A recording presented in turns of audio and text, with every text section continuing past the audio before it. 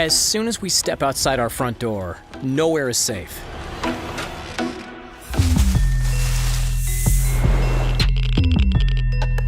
As powerful as humankind is, there is something much larger than us, something much more dangerous calling the shots: Mother Nature. Dotted across our great planet, you'll find hyper-radioactive islands, uncontrollable volcanoes spewing deadly blue fire, and vast regions so hot and so unforgiving that you wouldn't last a day. Take a look at the most dangerous places on Earth, but whatever you do, don't go visiting them yourself. As we peer down from above, this ghastly landscape may look like a satellite image of Mars, but we're yet to leave Earth. This surreal, eerie vista is Lake Natron in Tanzania. It's found in the northern part of the country, near the border with Kenya. Of the $2.5 billion spent by tourists in Tanzania every year, not a penny of it ends up here. Why? Because the lake is so dangerous that all living creatures turn lifeless just by coming into contact with it. A real-life Mother Nature kiss of death. Natron is a salt lake, meaning that water flows in but doesn't flow out, so it can only escape by evaporation.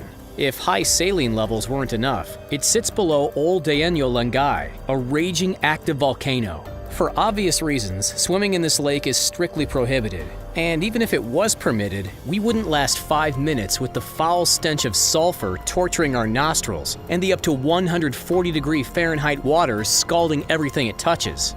From Africa to South America, thrill seekers from all over the world are warned about the treacherous Yungas Road in Bolivia. It's been dubbed Death Road, and it's not hard to see why. The 43-mile-long twisting and touring mountain route has danger written all over it. If the constant threat of fog and landslides weren't enough to scare off visitors, the dramatic, steep 2,000 feet cliffs at every turn ought to do the trick. That's a fall higher than the entire Empire State Building. Nearly 300 drivers met their fate every single year until 1994, with numerous memorials scattered along the dirt path. The road connects Bolivia's capital, La Paz, to the town of Coroico, and until 2009, it was the only means of transport between the two. Thankfully, an alternative has since been built. Believe it or not, Yungas Road has become a tourist hotspot in recent years, with adrenaline junkies coming far and wide, paying around $75 American for the thrill of a lifetime. You must sign a liability waiver before completing the activity, and insurance is not included. So, would you be brave enough? Jetting away from the middle of Bolivia and out yonder to the middle of the ocean, at first glance, with its sandy beaches and swaying palm trees, this looks like Richard Branson's $42,000 a night Paradise Island. But upon closer inspection, it's a very dangerous, very threatening hell on Earth. In the wake of World War II, the United States of America decided to resume nuclear testing. Its scapegoat?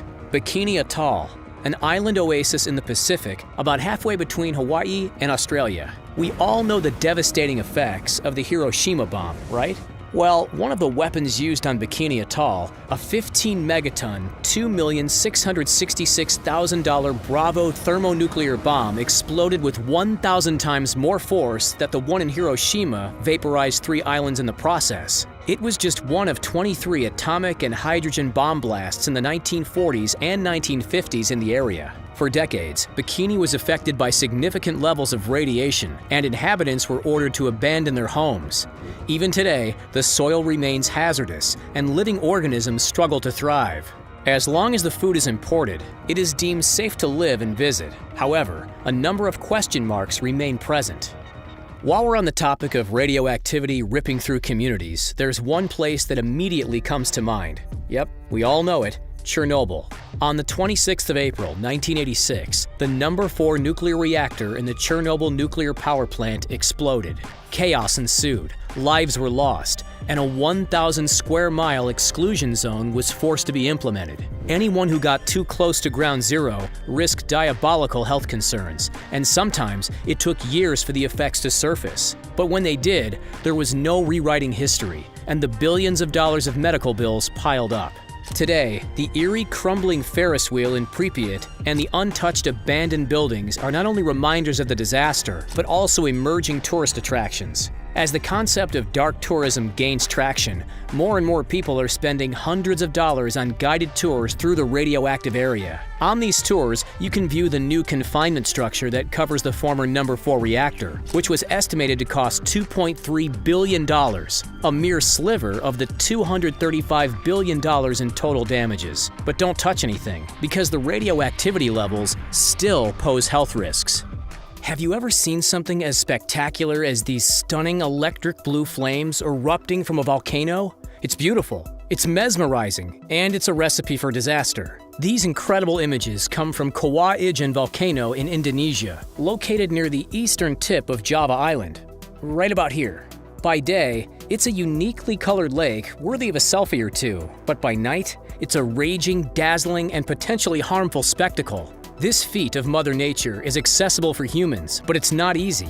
A 4-mile climb to heights of nearly 10,000 feet is just step 1. Step 2 is wading through the toxic sulfur fumes that reduce not only your ability to breathe, but also your visibility. The blue glow comes from the combustion of sulfuric gases. They emerge from the volcano at hell-like temperatures up to 1,112 degrees Fahrenheit. And if you get too close, well, we don't need to spell that one out for you. Indonesia boasts a list of natural sites, including Kawah Ijen, which rivals any other nation in the world, which is why their annual tourism revenue has broken the $16 billion mark. If you're heading down there, though, there are much safer hiking opportunities.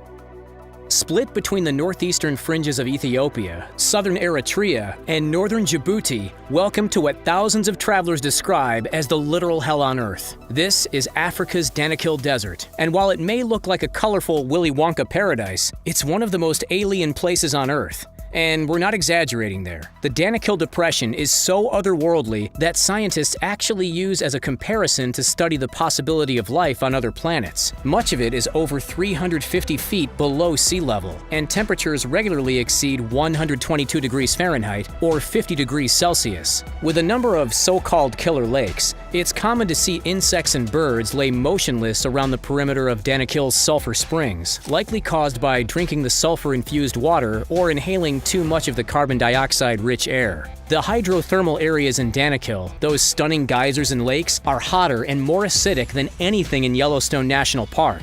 As if the immense heat, numerous active volcanoes, and toxic gas-spitting geysers weren't enough to scare you off, several incidents of violence involving tourists have been recorded over recent years. Still, tourism is increasing. Last year, income earned from tourism rose to $3.5 billion. As we leave the gateway to hell and venture back to the landlocked South American nation of Bolivia, we'd like to welcome you to the calm and picturesque Madidi National Park. Unlike some of the other spots we've seen so far, a swim in the water won't do much damage. The killer in waiting, instead, is the array of toxic plants. This national park is home to the most poisonous and aggressive flora in the world. For us, contact with any of the plants growing in this park can cause severe itching, rash, and dizziness. For smaller animals yet to adapt to the conditions, well, it can be a whole lot worse. Madidi is also teeming with parasites, meaning that a tiny wound could turn deadly in a short period of time if bad luck comes a-knockin'. The park stretches 7,336 square miles, or 19,000 square kilometers, from the Andean peaks down to the steamy Amazon, making it one of the largest protected areas in Bolivia. Guided tours can be arranged from hundreds up to a couple $1,000s, and trust us, you want an experienced guide by your side every step of the way to protect from the plants and wildlife.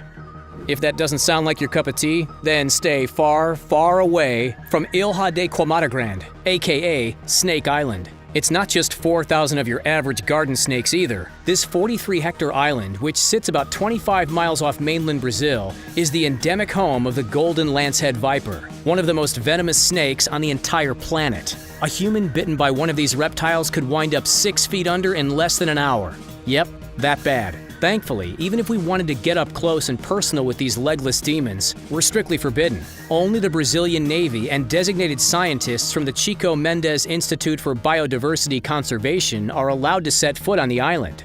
Prisons take the most dangerous elements in the world and isolate them in small places.